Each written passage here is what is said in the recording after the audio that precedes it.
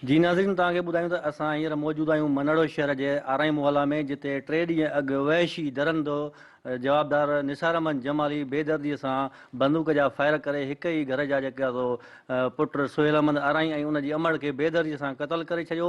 असां हींअर उते जेको तॾहिं ते मौजूदु आहियूं। अचो त उन वारसनि सां ॻाल्हि ॿोल करियूं त उन हवाले सां उनजो छा चवणु आहे।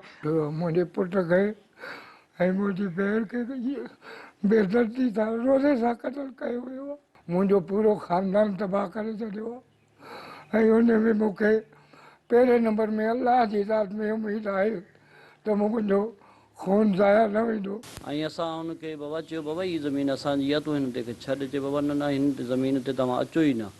ऐं असांजी इहा FIR बि थियल आहे। पुलिस हाणे 3 जवाबदार ॿधा आहिनि, हिकिड़ो जवाबदार नदीम जमाली अञा हथ न आयो आहे। हीअ ज़मीन जे कब्ज़े सां थियो आहे। हू ज़मीन ते कब्ज़ो करणु पिया चाहिया, जंहिं करे हुन ज़ालम एॾो वॾो ज़ुल्म कयो आहे। हे क़त्लनि जो वाक़ियो मनड़े शहर में पेश आयो।